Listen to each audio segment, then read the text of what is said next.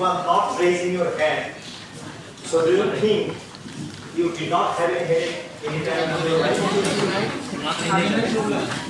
So nobody experienced a single episode of a headache in their lifetime, right? Because it is very common. And are you comfortable with English? Yes. Okay. That's what I know.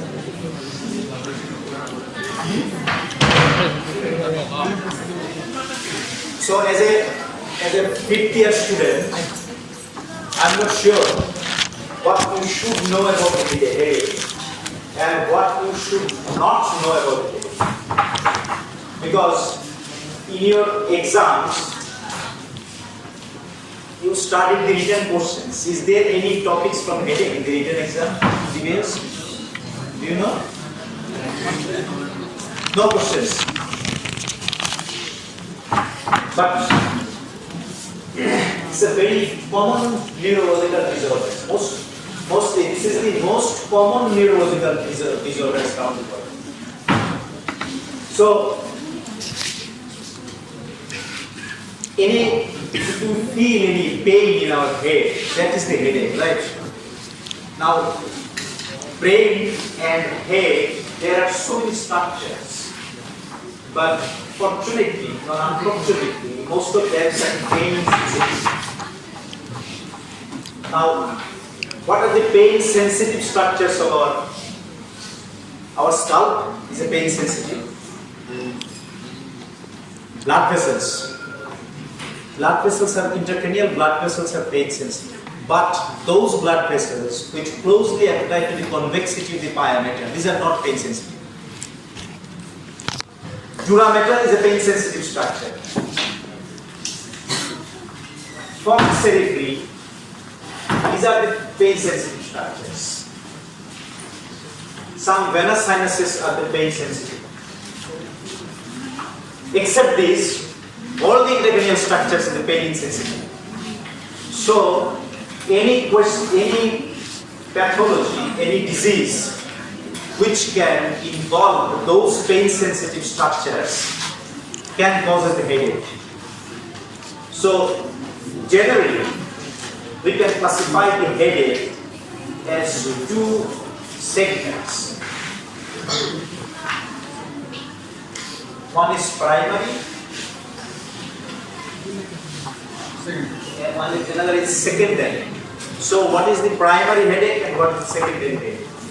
Those intracranial structures that are the pain sensitive structures, any disease which primarily involve those structures, that is the disease of those structures can cause the primary headaches. And those intracranial or extracranial pathology which are not directly the involvement of the rather secondary involvement of that intracranial pain sensitive structures, those are the secondary headaches. Is it clear or not? Disease of the pain sensitive structure itself is the primary headache. Disease of the intracranial and extracranial other diseases which indirectly causes involvement of that pain sensitive structures, these conditions are the secondary headaches. So primary headache is most commonly is tension type headache. 2 is migraine headache. 3 is cluster headache.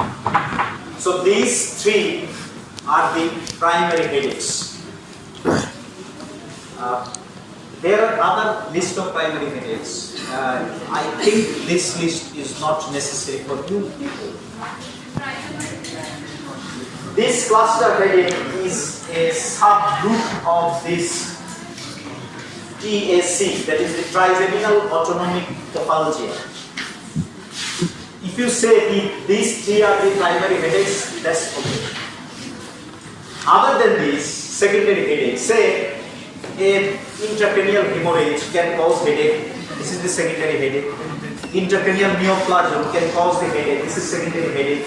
Sinus headache, sinusitis can cause headache. This is secondary headache. Cervical spondylosis can cause the occipital headache. This is secondary headache. Features of the raised ICT can cause the secondary headache. Meningitis can cause headache. This is the secondary headache. Right? Traumatic headache can cause the secondary headache. All these are the secondary headaches. But these are the primary headaches. That's because here the pathology itself is the involvement of that primary pain sensitive structures of the brain. So, in our topics, for your practical or academic interest, most of the things you will confine with the primary headaches. It's because you have to know about the tension type headache, migraine headache, and cluster. It's because in day-to-day practice, clinical practice, there are a lot of patients of the primary headaches, huge patients of the primary headaches. So, if we consider the primary headache, and first it is the tension type headache or tension headache. Basically, before going into the details of that primary structures, as a clinical student, what is your duty to deal with a headache patient?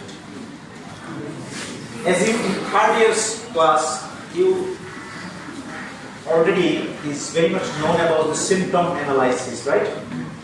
Symptom analysis. Say one patient presented with abdominal pain.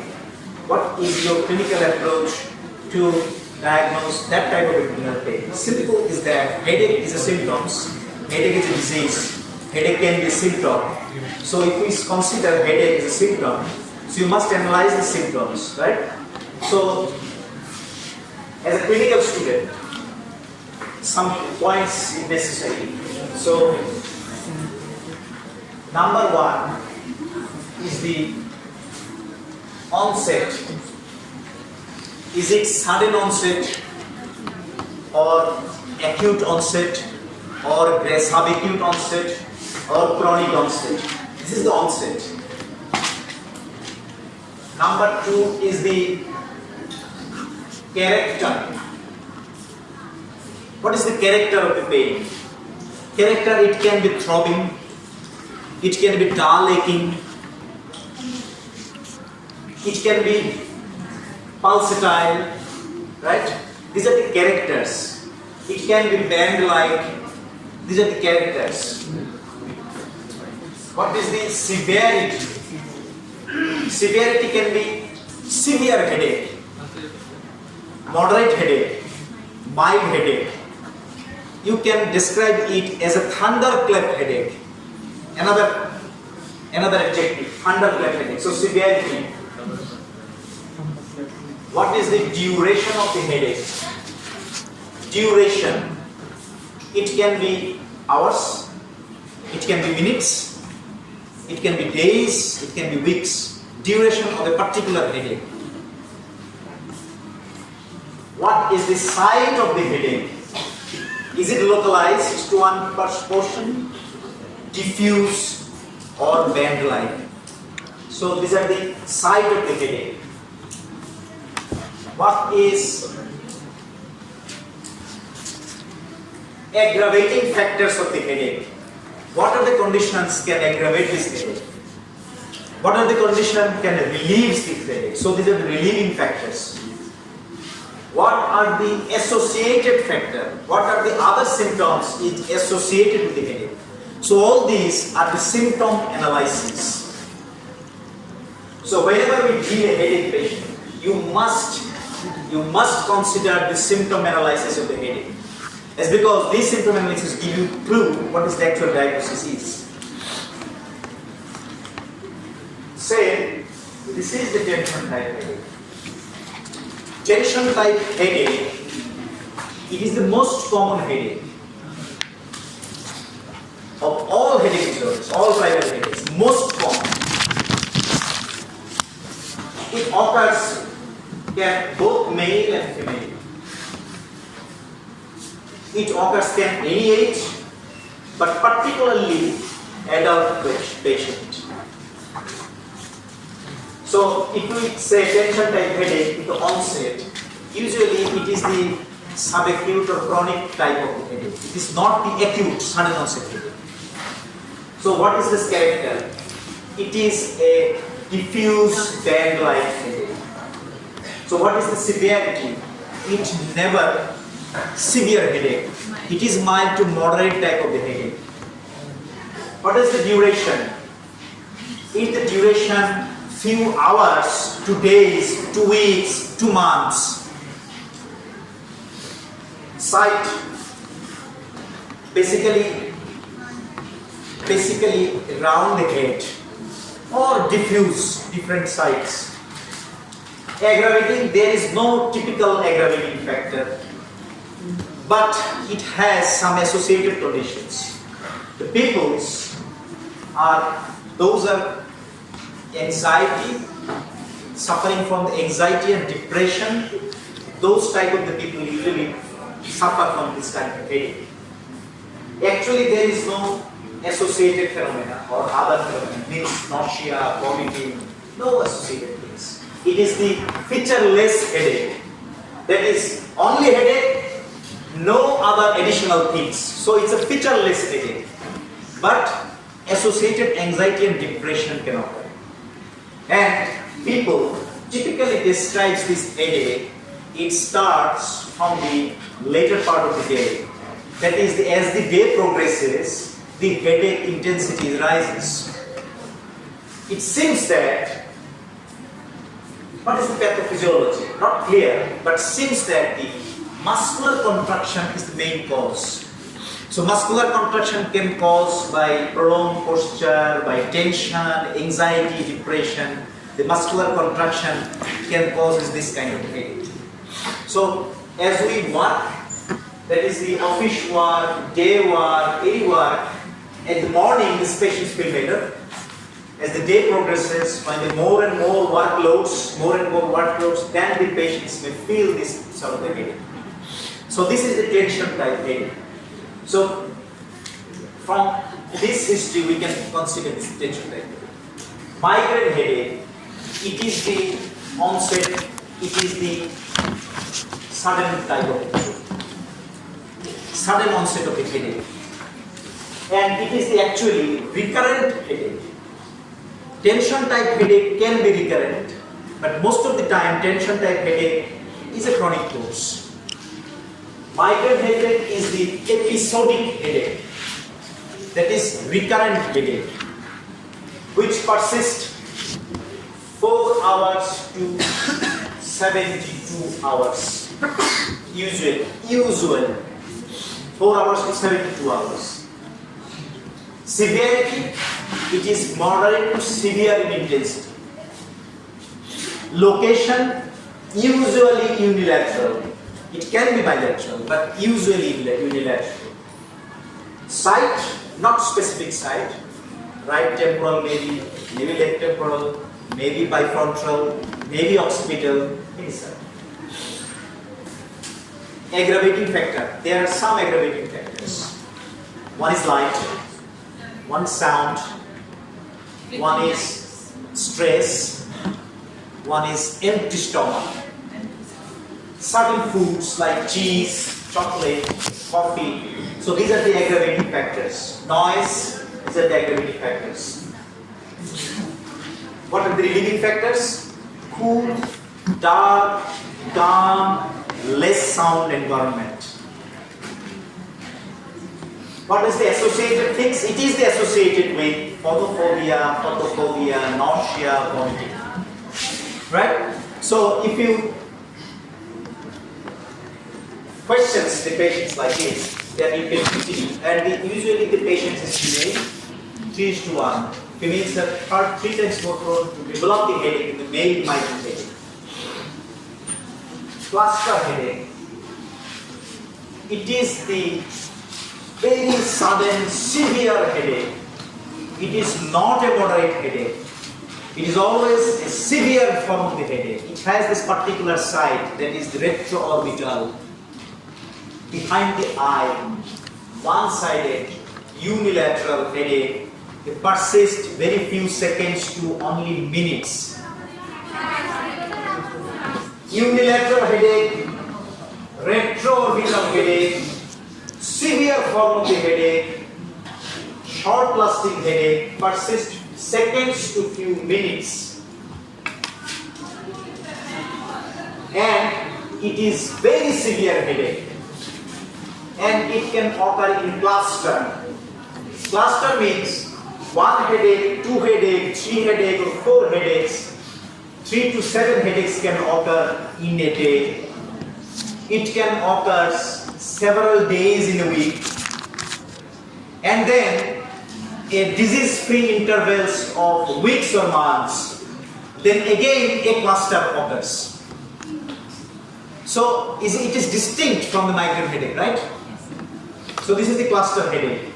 An important thing is that as it is a subclass of the TSC, that is the trigeminal autonomic apalgia, so in this headache you will find the cranial autonomic symptoms. So what are the cranial autonomic symptoms? Lacrimation, cranial autonomic symptoms, lacrimation, horners, meiosis, rhinorrhea, nasal congestion, red eye. These are all of the cranial autonomic symptoms. So, rhinorrhea, if you consider the nose, then the rhinorrhea and nasal congestion. If you consider the eye, that is the redness of the eye, meiosis of the eyes, it can be features of the horners, lacrimation. So these are the things are the cranial autonomic features. So in a case of the cluster headache, you will find the cranial. In case of the migraine headache, you will never get the cranial autonomic symptoms. In case of the tension type headache, you will never get the cranial autonomic symptoms. Cranial autonomic symptoms you only find in the trigeminal autonomic apalgia. Is it clear? So this is the symptom analysis of this particular source of the headache. Now, say one headache is the dull headache. Say I am analyzing the symptoms. You can answer this. One headache, a patient's 30 or 40 years male patient presented 4 to 6 weeks of the headache. It is mild to moderate in intensity. It is diffuse headache. It is no specific time predilection. All over the days can occur, all over the day. This patient's headache is associated with headache is increased by leaning forwards, bending forwards, coughing, sneezing, straining, associated with vomiting, visual disturbance, some episodes of the convulsion, focal neurological sign. What is the headache? Is it migraine? Is it migraine? No, sir. Sir, cluster headaches. Cluster headaches. Is it migraine? Why not this is migraine? Yes, because it is a long-standing headache. It is not the episodic headache. So why not this is the migraine? It is not the severe and moderate headache. Why not this is the migraine? It is not the unilateral headache. Associated features, nausea, vomiting. Migraine can also associate with nausea, vomiting. But migraine headache is not increased in coughing. It is not increased in sneezing. It is not increased in bending forwards. It is not associated with convulsion. It is not associated with visual disturbance. Usually. So this is not also tension type headache. This is not also a cluster headache. So it's a secondary headache. So most probably this is the headache due to the raised ICP. Whatever may be the cause. It can be exhaustion, it can be abscess, it can be other any intracranial cyst, These are the typical characteristics of the headache of the raised ICP. So why it is important? As because you already deal, most of the patients are like this: TTH, migraine and cluster headache. Cluster headache is very rare. Actually, you will encounter only two types of headache. One is the tension type headache, one is the migraine headache. But if you find these symptoms in a patient, you must do a brain imaging, right? In case of the tension type headache, do you advise a brain imaging? No. In case of the migraine headache, do you advise a brain imaging? No. But if you find the features of the raised ICP, so you must advise for a brain imaging. So you have to know what is the typical features of the raised ICP. Now, then I am giving you yes. One patient, 30 years female, presented with sudden severe headache, thunderclap headache, with nausea, vomiting, altered level of consciousness.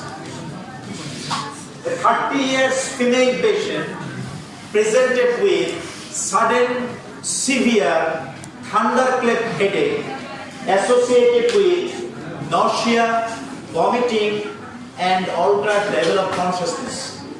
What is the headache? So mostly this is the subarachnoid headache, because this headache has typical characteristics. A patient of 20 years, male patient, presented with 5 to 10 days of moderate to severe headache, along with nausea, vomiting, photophobia, and fever. Migraine. Why fever in migraine? Moderate to severe headache, 7 to 10 days duration of the headache. Is it migraine? With fever, high grade fever. Meningitis, So encephalitis. this is the case of the meningitis. So subarachnoid hemorrhage and acute bacterial meningitis, usually symptoms is more or less same. The differentiating point is the fever. In both the cases, you will find the features of the meningeal irritation. In case of the subarachnoid hemorrhage and also in case of meningitis. Difference is fever. Subarachnoid hemorrhage is usually not associated with fever. So all these are the secondary headaches. One patient, 50 years patient, is a known hypertensive. It's a very irregular in medications of taking antihypertensive drugs. One fine morning, this patient is raised from sleep with sudden severe headache, with nausea and vomiting, with altered level of consciousness, but there is no signs of meningeal irritation. What is the diagnosis? A 50 years male patient, known hypertensive, history of taking irregular intake of the drug. One morning he wakes from sleep with sudden severe headache, with nausea, vomiting and some drowsiness, but there is no signs of meningeal irritation. What is the diagnosis? Is it subarachnoid hemorrhage? No, sir. Why? Intracerebral hemorrhage. Why not subarachnoid hemorrhage? Yes, because this patient having no signs of meningeal irritation. So this is not a subarachnoid hemorrhage. Is it the migraine headache? No. Is it tension type headache? No. Is it features of raised ICP? No. This is the intracranial hemorrhage. Why intracranial hemorrhage? As because patient is non-hypertensive, he is not taking drugs regularly, right? So these are all the secondary headaches. One patient is presenting a occipital type of a headache, 50 years male patient. He is a farmer, he is a day laborer. He feels dull pain in this head for years together, associated with neck pain, and some restrictions of the neck movement. There is no nausea, there is no vomiting, no visual disturbance, no alteration of the conscious level. What is the diagnosis? Primary or secondary headache? Secondary. What may be the cause? Cervical spondylosis. This may be due to the cervical spondylosis. It's referred to the occipital region. So these are the secondary headache. One patient, 15 years female patient, presented with bifrontal headache or bimaxillary headache with features of frequent nasal blockage, rhinorrhea. What is the headache? So this is the secondary headache. So this is the sinus headache, right? So a patient's symptom analysis is very important. So these are the clinical clues. Now, if we consider the migraine headache, as because most of the questions are directed to migraine headache, as because those students sits left side of the knee, those are the most common candidates of the migraine headache. How many students, females, you have the migraine headaches? Only few. So you have the migraine headache. So you know better what are the symptoms. So migraine headache, I already described the symptoms. Migraine headache, it's a primary headache, right? So what is the pathophysiology of this headache? Still, there is this is research work is going on. What is the actual pathophysiology of migraine? Not still 100% identified. Previously, it was known that it is due to the inflammations of the dura mater. Then this hypothesis is rejected. Then the hypothesis is the trigeminal-vascular system. As because those are the pain-sensitive structures of the brain, as I mentioned earlier, these are supplied by mainly the trigeminal nerve, and some supplied by the cervical nerves from back. Cervical nerves from back, and most of it supplied by the trigeminal nerves. So, trigeminal-vascular pathology, it is the main hypothesis of migraine headache. Another hypothesis is the neurotransmitters.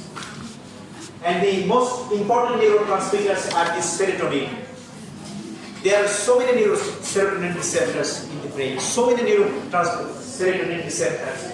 These receptors, we call it the 5-HT, right? 5-HT, these are the serotonin receptors. There are 1B, 1A, 1C, 1D, 1B by D. There are so many receptors, serotonin receptors.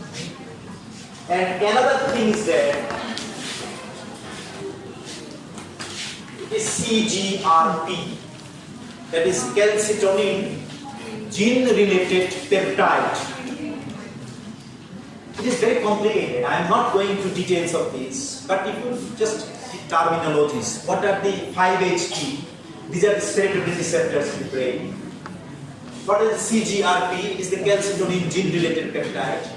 Substance P, all these are the pain-related neurotransmitter substances. Substance P, CGRP, serotonin, like all these are confined to the trigeminal ganglion and the trigeminal vascular system. So derangement of that neurotransmitter, which causing vasodilations of the intracranial vessels.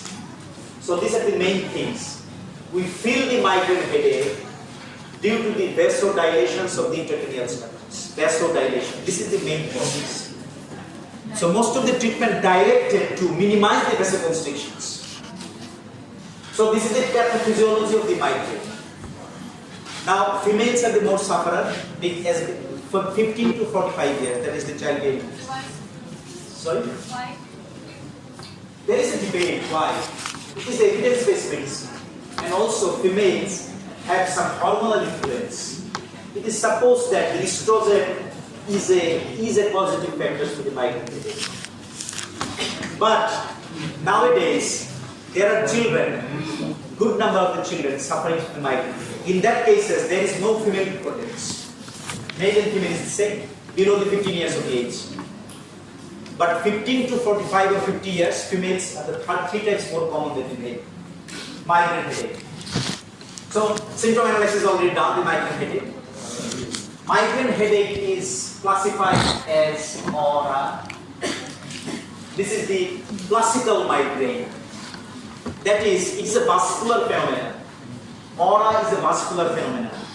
You already epilepsy class, you got the epilepsy class? You know the term aura in the epilepsy? Okay. So this is a vascular phenomenon, aura.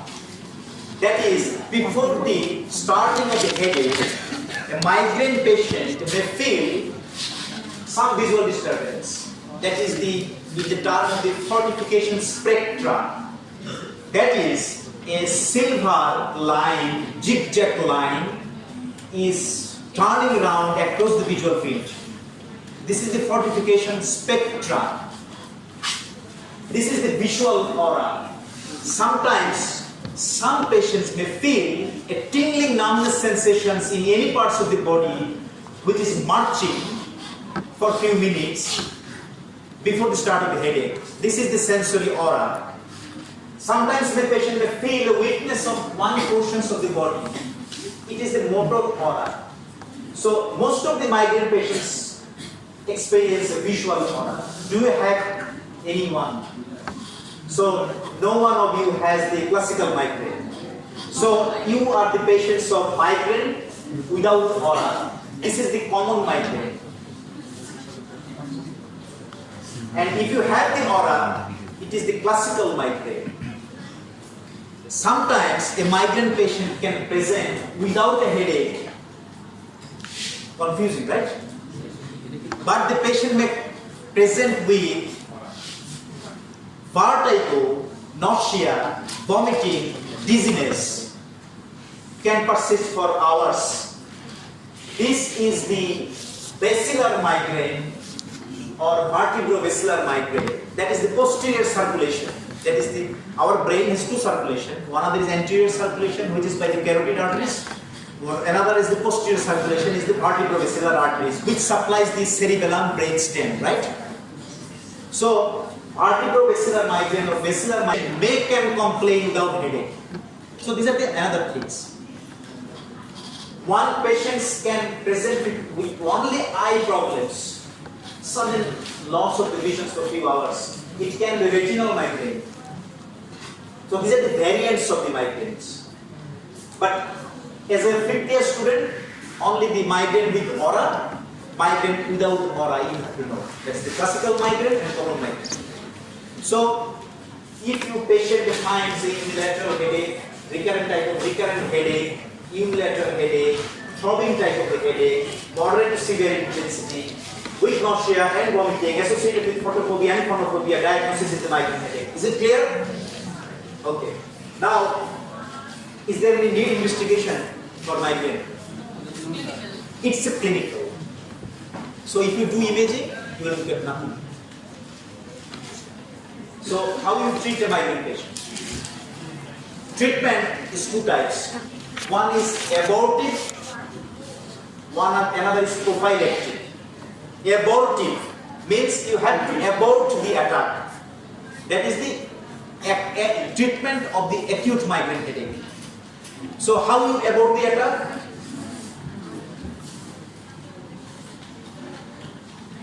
By analgesic, NSAID, triptan. Simple analgesic, you can use the aspirin, you can use paracetamol, you can use any sorts of the NSAID, ibuprofen, naproxen, indomethacin, any sorts of the NSAIDs.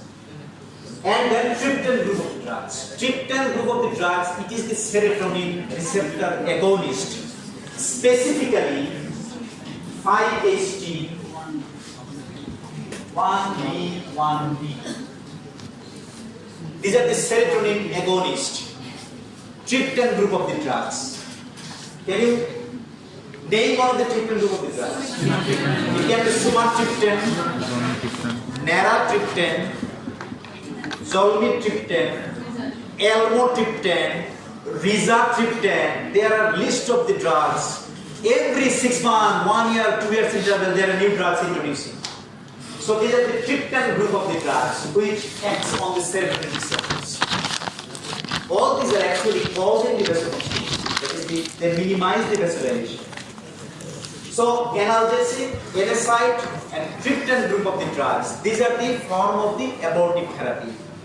Sometimes, as because there is nausea and vomiting is a associated phenomenon, sometimes anti-vomiting agents can be used as abortive therapy. It can be prochlorperazine, it can be others anti-vomiting drugs can be used as adjunct to the NSAIDs. So, whenever you deal with patients with migraine, you must prescribe abortive drugs, right? Now, prophylaxis. So, why you need a prophylaxis? Say, one patient having one migraine attack at 3 months interval. Is she need prophylaxis? No. Prophylaxis means have to recurrent attack or the attack which can hamper her daily activities. Usually at least 3 attacks per month. At least 3 attacks per month, you must give a prophylaxis. Prophylaxis means to mitigate to reduce the frequency of the attack. We have list of prophylactic drugs. Among those, number 1 is the antihypertensive drugs. Beta blockers is the first line drug.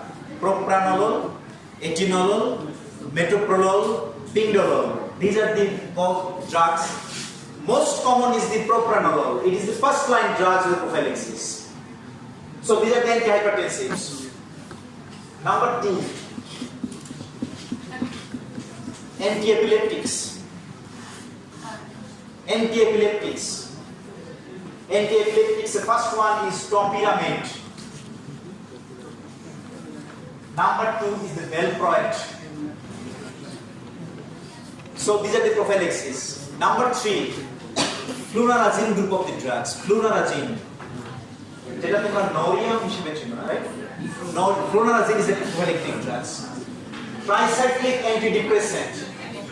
Amitriptyline is a prophylactic drugs. Pizotifen is a prophylactic drugs. Right? So all these are the prophylaxis drugs.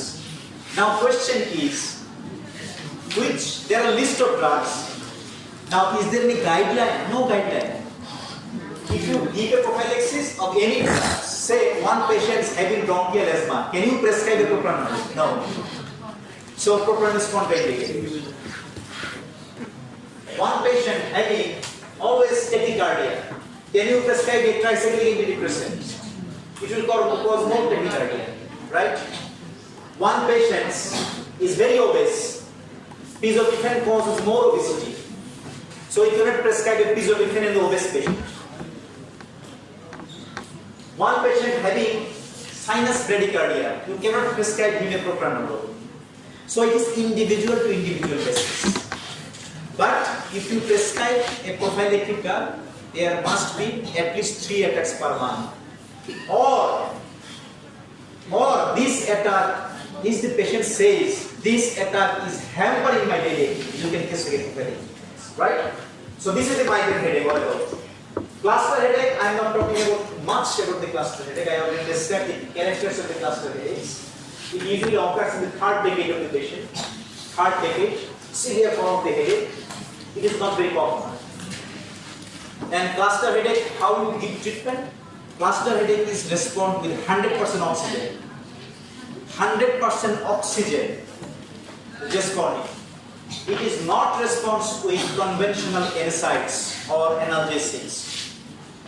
Triptan group of the drugs can have some role. And as a prophylaxis, you can give verapamil or methylphenidate as a prophylaxis in the cluster headache. There are 2 other headaches in trigeminal autonomic pathology. Another is SUNT, another is SUNA. SUNT, severe unilateral neurology formed headache with conjunctival tearing and chemosis. Severe unilateral neurology form headache with conjunctival tearing. SANT. Just say the name. You don't have any descriptions of that. It is a group of the trigeminal autonomic pathology. That means distribution in the trigeminal nerve with features of cranial autonomic symptoms. Right? Among them, most common is the cluster headache. So these all are the primary headaches. Another thing is that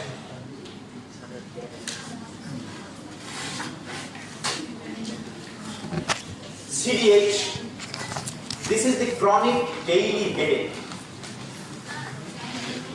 Chronic daily headache, CDH.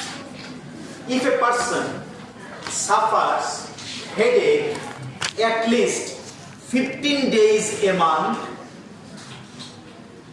at consecutive 3 months, those patients will be classified as chronic daily headache. More than 15 days a month, consecutive 3 months. So, migraine headache patient can chronic daily headache or not?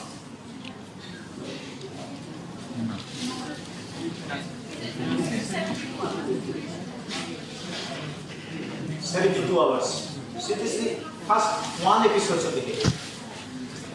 If the patient having 7 or 8 attacks per month, 7 or 8 attacks per month, every attack is average 2 days. Then how many days? 16 days. So can you call it a chronic daily headache? Definitely call. Chronic daily headache can be migraine. Chronic daily headache can be tension type headache. Chronic daily headache can be chronic cluster headache. Any headache, any sorts of the headache, any primary headache, any secondary headache. If the headache persists 50 days a month, more than 3 months, it can be a chronic daily headache. So any headache can cause the chronic daily headache. Now, very important thing is that when you do the brain imaging in headache patient,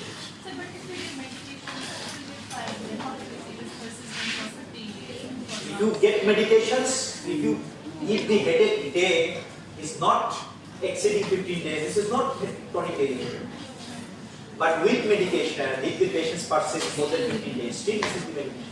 And in that cases, it is another name, it is the medication overuse headache. Medication overuse headache. It can be primary, it can be secondary. If a migraine patient with frequent attacks, taking frequent NSAIDs, more than 10 days per month, 15 days per month, it turns to the chronic daily headache. And we can call it a medication overuse headache. Clear? Okay. Now, when you do imaging in a brain headache patient, before that, there are some red flag signs or some severe signs of the headache. One is sudden severe headache. Any patient, if the patient presented with sudden severe thunderclap headache, it is the severe sign or red flag sign of the headache. Any patient, number 1. If the headache patient more than 55 years of old, any headache in the old patient, that is more than 55 years of age, any headache, any form of the headache, it is the severe sign. If any changing pattern of a headache, say one migraine patient, typical history of the migraine, suddenly he appears a new form of the headache which is not typical of the migraine. So this is a changing pattern of the headache. So this is the severe sign. That is alarming sign, not severe sign, alarming signs of the headache. Number 3. Number 4, if the headache is associated with systemic illness, headache associated with other systemic illness, that means cough, weight loss, anything, systemic illness, it can be alarming sign of the headache. If the patient's headache is associated with focal neurological sign, That is hemiparesis, paraparesis, focal neurological sign. It is the alarming sign of the headache. If the patient's headache is present with persistent or repeated type of the vomiting, it can be alarming sign. If the headache patient presented with persistent or repeated vomiting for several days, alarming sign. If the headache patient presented with convulsion, is an alarming sign. If the headache patient presented with altered level of consciousness, is the alarming sign. Right? So these all are the alarming sign of the headache. So when you do a MRI, imaging we have two options. One is CT scan, another is MRI. So whenever you do a CT scan, whenever you do a MRI, one patient having headache, severe form of the headache, having a history of a head injury, what will you do? What will you do? CT is the choice, MRI is not the choice in head injury. Right? One patient presented with sudden severe thunderclap headache with signs of pain, irritation, nausea, vomiting. What is the modality of choice? CT scan. CT scan is ordered to see the hemorrhage or traumatic brain injury. Right? Acute stroke, hemorrhage, head injury. These three things we always ask a CT scan. Other than these three things, we always do MRI every day. Right? Acute stroke, that is the sudden hemiparesis of one side. You must always do a CT scan. Why? To explore the intracranial hematoma. And any subarachnoid hemorrhage, suggestive of the subarachnoid hemorrhage, that is hemorrhage, you must do a CT scan. Non-contrast CT scan. Any traumatic brain injury, you must do a CT scan. Other than these things, all the alarming features, you must do a MRI every day. So not in case of the migraine headache, not in case of the tension time headache, not in case of the cluster headache, but if the patient having the alarming sign of the headache, or if you think it is the secondary cause of the headache. So you must do the imaging of the brain. Right? So I think for headache, for 5th year student, it is enough. So do you have any questions? Think? Any question? I don't know. One book in your hand, Davidson's Principles and Practice of Medicine. No other book. For MBBS students, medicine specialty, only book is the Davidson. Davidson's বাইরে কোনো বই পড়ার দরকার নেই।